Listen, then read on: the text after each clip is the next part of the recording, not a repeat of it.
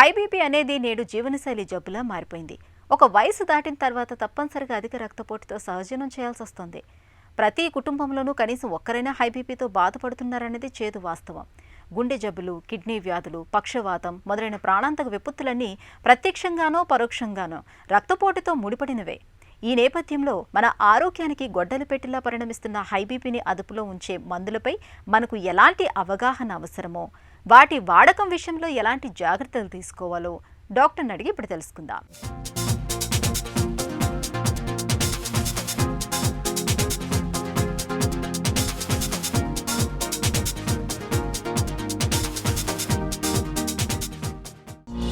BP అదుపు కోసం అనేక రకాల మందుల్ని వాడాల్సిన అవసరం ఉందా? Young patients less than 40 years old వాళ్ళకి ఏంటంటే లైఫ్ స్టైల్ మోడిఫికేషన్స్ చేసుకొని అప్పటికి కంట్రోల్ అవ్వకపోతే ఒక సింగిల్ డ్రగ్ స్టార్ట్ చేసుకొని చూసుకోవాల్సి వస్తుంది బీపీకి.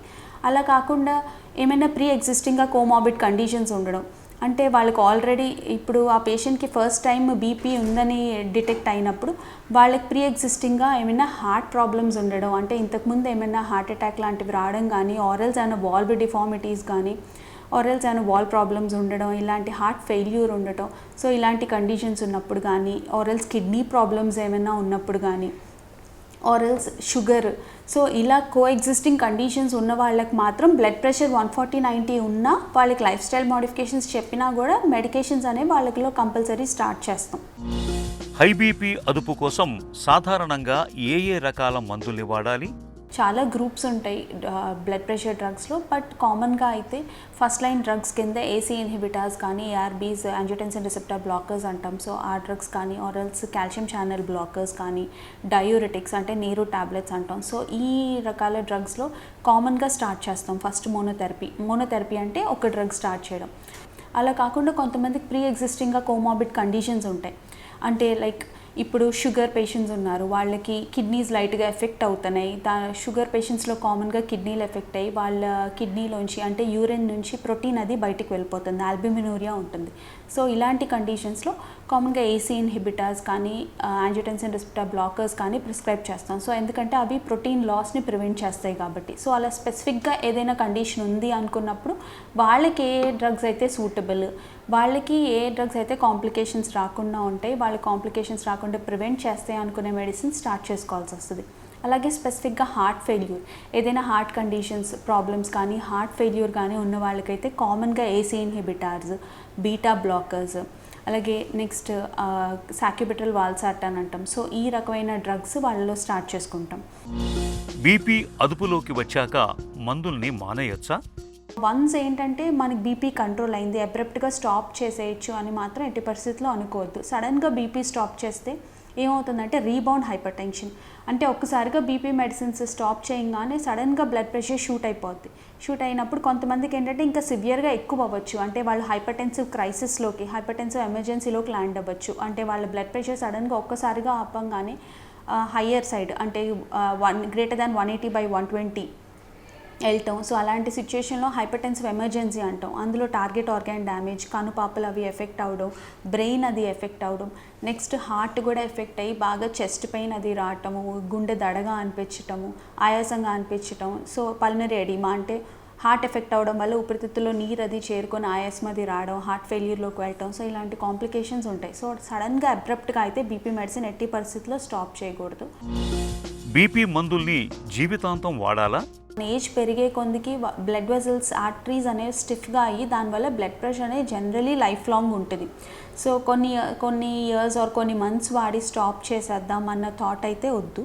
నెక్స్ట్ థింగ్ ఏంటంటే ఎప్పుడే స్టాప్ చేయాల్సిన సిచ్యుయేషన్ వచ్చినా కూడా డాక్టర్స్ చూసుకున్నాక బ్లడ్ ప్రెషర్ కరెక్ట్గా మానిటర్ చేసుకొని నిజంగా కంట్రోల్లోకి వచ్చింది, అంత డోసేజ్ రిక్వైర్మెంట్ లేదు అంటే డోసెస్ తగ్గించుకోవచ్చు. బట్ అబ్రప్ట్గా అయితే స్టాప్ చేయకూడదు బీపీ మెడిసిన్స్ అనేవి. బీపీ మందులతో దుష్ఫలితాలు ఏమైనా ఉంటాయా? బీపీ మెడిసిన్స్ యూజ్ చేసినప్పుడు డెఫినెట్గా కొన్ని మెడిసిన్స్కి సైడ్ ఎఫెక్ట్స్ అంటూ మైనర్ సైడ్ ఎఫెక్ట్స్ ఉంటాయి. సో కామన్గా అయితే డయూరిటిక్స్కి వచ్చేటప్పటికి అంటే నీరు టాబ్లెట్స్, సో అవి యూజ్ చేసినప్పుడు మాత్రం బ్లడ్లో సోడియం పొటాషియం లెవెల్స్ డ్రాప్ అవడం, నెక్స్ట్ కొంతమందికి సివియర్గా డిహైడ్రేట్ అయినప్పుడు క్రియాటినిన్ అది పెరగటం, కొంతమంది పెద్దవాళ్ళకి మెయిన్గా లేచి నుంచోగానే సడన్గా తూల్లాగా రావటం, కళ్ళు తిరిగినట్టుగా అనిపించడం, డిజీగా అనిపించడం, నడుస్తుంటే తూల్లాగా వస్తుంది అంటాం. సో ఇలాంటి సర్టెన్ సైడ్ ఎఫెక్ట్స్ ఉండొచ్చు. సో ఇలాంటి కాంప్లికేషన్స్ ఉన్నప్పుడు మాత్రం ఆ టాబ్లెట్స్, ఆ డయూరిటిక్స్ వీళ్ళకి సరిపడట్లేదు, ఈ సివియర్గా ఈ sodium levels, potassium levels drop అవుతున్నాయి, కొంతమందికి అయితే యూరిక్ యాసిడ్ లెవెల్స్ పెరగటం, గౌట్ లాగా రావటం, సో ఇలాంటి సైడ్ ఎఫెక్ట్స్ ఉండొచ్చు. సో ఇలాంటి చేంజెస్ వచ్చినప్పుడు వేరే అదర్ గ్రూప్ ఆఫ్ డ్రగ్స్కి వెళ్ళటం చేసుకోవాల్సి వస్తుంది. ఉపవాసాలు జబ్బు పడ్డప్పుడు బీపీ మందుల్ని ఆపొచ్చా? ఈ బీపీ వాడే మెడికేషన్స్ మాత్రం ఉపవాసాలు చేసేటప్పుడు కూడా అంటే కంటిన్యూ చేసుకోవాల్సి వస్తుంది. ఇప్పుడు సపోజ్ మార్నింగ్ అంతా మనం ఉపవాసం ఉన్నాం అనుకుంటే ఈవినింగ్ డైట్ తీసుకుంటాం అనుకుంటే కనుక పోనీ ఈవినింగ్ వేసుకోవచ్చు ఆ రోజు వేసుకోవాల్సిన బీపీ టాబ్లెట్. ఆరల్స్ కొన్నిసార్లు ఏంటంటే అసలు ఫాస్టింగ్ లేట్ నైట్ దాకా ఉంటుంది అనుకున్నప్పుడు మార్నింగ్ తీసుకొని ఫాస్టింగ్ దాంతోపాటు వాటర్తో తీసుకొని బీపీ టాబ్లెట్స్ కంటిన్యూ చేసుకోవచ్చు. ఉపవాసం అని ఆపాల్సిన అవసరం ఏం లేదు.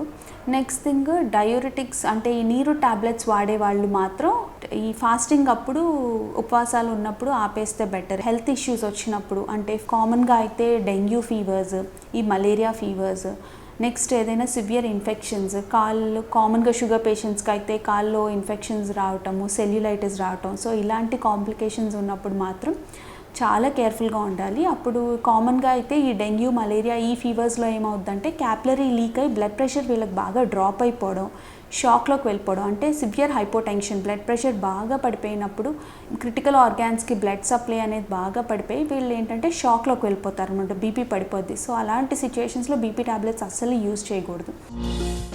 బీపీ రోగులు ఒకరి మందుల్ని మరొకరు వాడొచ్చా?